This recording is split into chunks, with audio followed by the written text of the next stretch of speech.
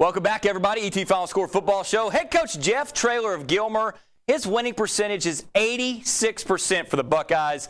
Hard to beat that right there. But one of the teams that beat them last year on their way to the state finals, Plano Prestonwood, and they were at Buckeye Stadium tonight, so you know the Buckeyes had big-time revenge on their minds. How about some strong defense early? John McPherson, what a hit. Garrett Parrish finishes it off. Tanner Barr, we know how good he is. Perfect timing on the crossing route to Chase Tate, and you're not going to catch Chase. 75-yard touchdown, 7-0. Barr, once again, just beautiful throwing lanes right here. Nobody can touch that ball but Devondrick Dixon. Hauls it in for a big gain, and then Tanner Barr lets Desmond Pollard do the rest. Wow, 80 yards. Boy, Gilmer looks tough, 2-0 on the year. They take down Prestonwood. Final score in this one, 66-32. Coach Traylor's winning percentage now about 88%. The guy just wins football games. Now, I love this matchup. You don't find two better schools like Bullard and White Oak that support their teams the way they do. Man, their communities are outstanding. Tonight, they met at Panther Stadium in Bullard, and we see, look at that. The little guys giving the pats on the helmet to the Bullard Panther players there. Early on, though, Dylan Gale, Gabe Michael. Gabe finds the seam. Touchdown, Roughnecks. They take the lead. Now, keep your eyes on this play right here. Gabe Michael finds it from Mr. Dillon on the reverse pass to Jansen McCurdy. That is fancy football. It results in a 65-yard touchdown, 14-0. Bullard with, White Oak with the lead, and then things get worse for the Panthers. Zach Aldridge, bad snap on the punt. Cass Carr recovers it on the 1-yard line, and Dylan Gale, the quarterback, said, this is the easiest touchdown I'm going to get all year. 21-0, just like that. Bullard trying to get it going. Connor Mebane, one of the tougher quarterbacks in all of East Texas. This outstanding play left and right by Spring Hill as they were trying to get the win and keep things going in this outstanding game for the Bullard Panthers. As we are trying to get to the highlights here, let's get to the scoreboard. As you saw, a big touchdown there by Athens, and they take care of Spring Hill tonight. Easy win for them on the road, 42-0 your final score. 3A scoreboard. Gladewater falls to Pittsburgh, Atlanta Dangerfield. Big one there. Brownsboro 14. Trinity Christian CH 35-14. They win Canton blank by Fairfield 57-0. Westwood, big win for them over Huntington 54-48. Crockett takes care of Rusk 22-14. And Canton and Fairfield, look at that. Fairfield 57-0 again there. And then, of course, Corrigan Camden over Diboll 28-14 your final in that one. Now, last week, the Troop Tigers were just stunned by Quinlan Ford. And, you know, they got Blake Lynch, the great head coach Dennis Alexander, with tonight at West Rusk, and you're looking at Francisco, honorary team captain and big ET Final Score fan for the West Rusk Raiders. Let's get to the highlights in this one. Big DeLewis West of Troop Tigers. Look at that guy. He's like an icebox out there. Gets it cutting back up for extra yards. And then the big guy, Marquise Davis, from right guard to running back, scores a touchdown, 7-0 Tigers. Dakota McCoy in the baby blues there. Bodies flying left and right, but he is one tough guy. Check him out after the play right here. He is not afraid of anybody. All right, way to go, Dakota. All right, big run right there, but no score. Then Blake Lynch intercepted. Great play by DJ Hicks right there. George Anthony trying to get the Raiders in scoring position. He takes it on a quick handoff, and look at him getting his jersey pulled a la Earl Campbell right there. Takes it in for a first down, but the turnover would negate the drive. And then here is my guy, Blake Lynch, just doing his thing, running around left and right, spinning, extra yards. That was only about a 15-yard run, but it took 30 seconds. But that's the way the guy plays. Marcus Davis then taking over, gets it inside the 5-yard line, and Blake Lynch says, you take over from here, young man. He scores 14-0. Troop Tigers, I think they got a pretty stern message from their head coach, Dennis Alexander, after losing last week. They take care of business, 48-16. Your final score. Art falls again. Paul Pewitt, 28-27 in an Elmiter. Garrison, 17-3 over Tenaha. Alba Golden and Frost. It's going to be Frost winning 20-6. Harmony, 60-0 over Como Picton. Edgewood and Caddo Mills is Edgewood winning by 10, 29-19. Elkhart, 35-30 over Frankston. Good ball game right there. Jefferson, 21-14 over Legion Field. Still haven't got a Grand Saline Scurry roster score. Hook us up on Twitter if you've got that one. Hugh Spree's big win over Hooks, 38-8. Sabine falls to Emory Rains. Final score in that one, 31-6 your final in that one. All right, more highlights on the way. We'll check in with more small school action like Mineola and Grace. TK Gorman in action at home as well. 2 minutes from now, more highlights for you. Don't go anywhere.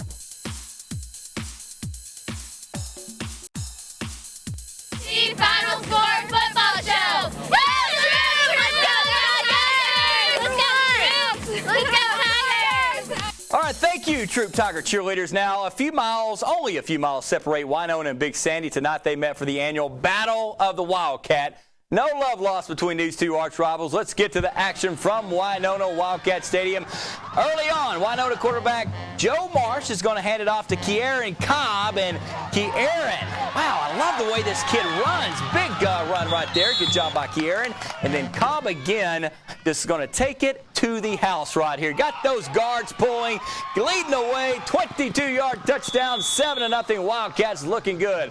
Fourth down now, and Joe Marsh. This is an interesting play. Devin Johnson, they're going to fake punt it, but it didn't work. Or try to punt it, didn't work. Blocked by Jacorian Williams, and Jacorian, way to go, young man. Big Sandy on the board, 35-yard return, 7-7. Now, a lot of high school football teams do this right here. A little pooch kicks action, and it sometimes just doesn't go your way. That can't get a hold of it. Matt Easley, good job. Now, Big Sandy's Travis Willoughby, the quarterback, getting this drives going. Deshaun Alexander running strong right here. Busted up the right side, well on his way to about a 30-yard gain right there. And then Jelani Williams will get to do the honors of punching it in for the touchdown. 14-7. Way to go, Big Sandy. They're fired up. They're back in the football game. Travis Willoughby back in quarterback now. Going to hand it off to Daniel Richardson. We've got a fumble recovered by the Winona Wildcats.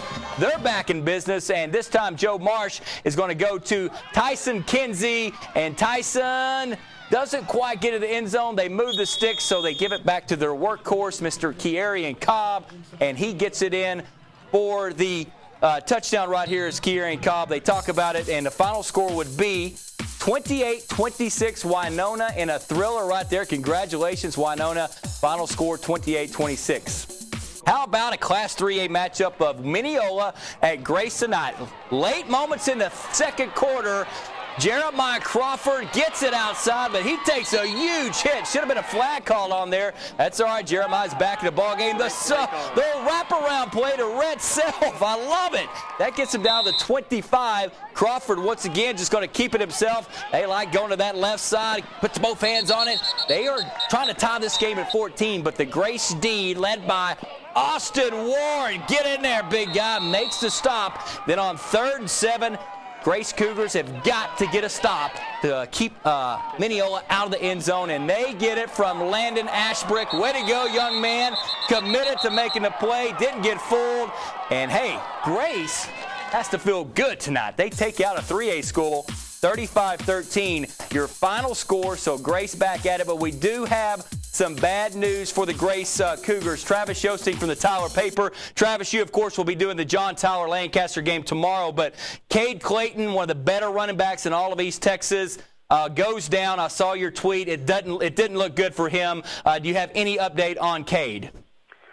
Well, he, from all appearances, it looked like a bad knee injury when he went down. The reports I've heard is a possible ACL injury, which would be awful news for Grace, as he had already had over 300, close to 400 yards this season before he went down there and midway through the second quarter.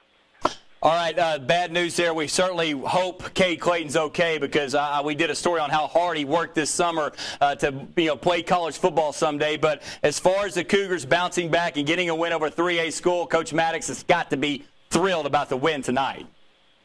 Right, the defense really stepped up, and junior quarterback Chandler Nat had a nice night with 155 yards rushing, 135 passing. All right, Grace, now what's up for them? They've had a couple of home games. Where do they go from here, Travis? Well, they've got to figure out who's going to carry the load. Chandler Nutt looked like he was capable. They're going to have to find a replacement for Clayton on both offense and defense if he's out for an extended period of time. All right, Travis, you'll be, of course, at Rose Stadium tomorrow night. JT Lancaster, I know you're excited about that. And can JT get back in the win column tomorrow? Put you on the spot there. Yeah, it's going to be a tough game. Lancaster beat him last year by 5 points. You know, it was a close game. I think JT wants to get back, get a little revenge, and get back on that win column after the opening season loss to Lufkin. All right, Travis Yossi from the Tyler Paper ET Final Score. Great job there. All right, final stop of the night, TK Gorman. The Crusaders got a big one over Beckville last week. Coach Gibson and company trying to get to 2-0. Let's get to McCallum Stadium.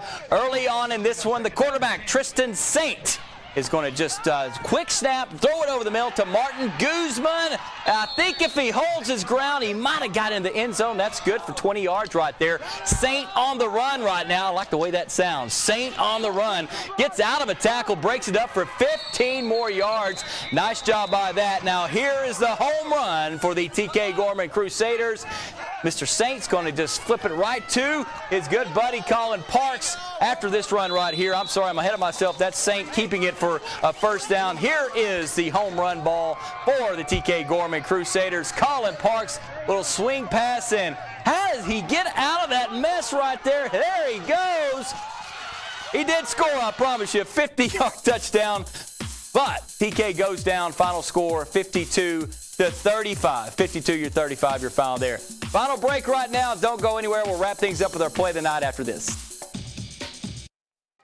All right, our play of the night. Let's go back to Panther Stadium and Bullard. This is going to be Dylan Gale gave Michael the reverse left-handed pass to Jansen McCurdy, 65-yard touchdown. Congratulations to White Oak with the big win tonight as well. All right, lots to do tonight. The show is over right now, but hey, coming up right now, we're replaying the entire Lee Lufkin game. You don't want to miss that. We'll also replay it tomorrow at noon right here on KCEB Me TV, and then Sunday at 7 p.m.